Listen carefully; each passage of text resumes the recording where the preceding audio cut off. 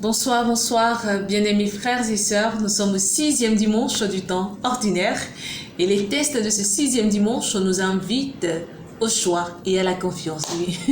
Les tests nous invitent à opérer un choix en toute confiance, en mettant toute notre confiance en Dieu. De la première lecture à l'évangile, en passant à la deuxième lecture, c'est vraiment des chemins que Dieu nous propose, principalement deux chemins de vie. Le chemin de la mort ou le chemin de la vie. Tout compte fait, il y a un chemin qui va conduire à notre perdition, à notre égarement, et l'autre qui nous conduit à la vie. Ne prenons pas maudit dans le premier texte, ainsi que dans l'évangile. Ne prenons pas le mot au sens premier du thème, mais essayons de creuser, allons en profondeur pour découvrir réellement ce que Dieu veut nous faire voir, ce que Dieu veut nous enseigner. Le Seigneur nous aime, il nous aime vraiment d'un amour dont on ne peut même pas quantifier ou exprimer. C'est au-delà même de nos mots, c'est au-delà de ce que nous pouvons sentir et nous pouvons voir. Et il nous crée libres. Il nous crée libres et en même temps, il nous met au devant de nos responsabilités, de nos différentes responsabilités. Donc, nous sommes libres du choix que nous faisons. Mais là encore, dans son amour pour nous rattraper, il va nous donner deux chemins, comme je le disais tantôt, le chemin de la vie et le chemin de la mort. Alors, quand il dit « Maudit soit l'homme qui met sa confiance en un mortel », et il va donner les prescriptions qui vont avec, et ce qui pourrait arriver à cette personne.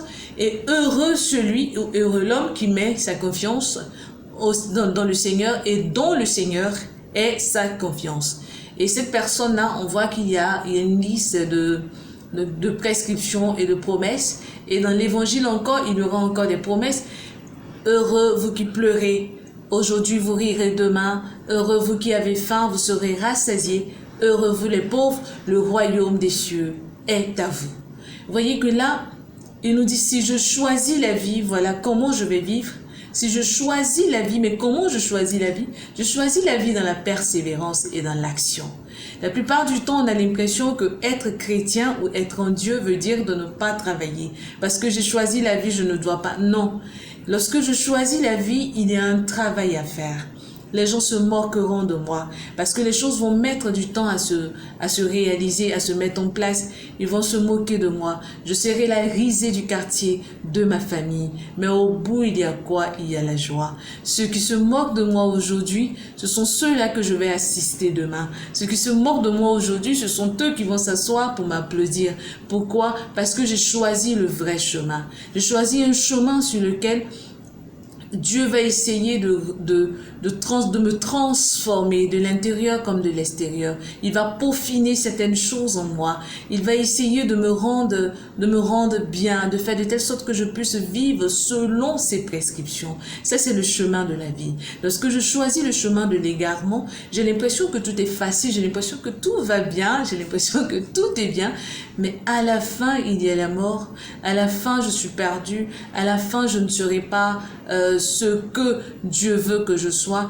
Et moi qui suis riche, demain, peut-être je serai pauvre, les gens vont se moquer de moi et autres. Alors que celui qui choisit le chemin de la vie, il est rassuré et assuré d'être dans l'abondance demain. Et la deuxième lecture qui va venir comme clôturer tout cela en nous disant, nous proclamons que la résurrection des morts, et pourtant certains parmi nous ne croient pas en la résurrection des morts, et Jésus-Christ est mort et ressuscité. La mort et la résurrection de Jésus-Christ est le pilier de notre foi.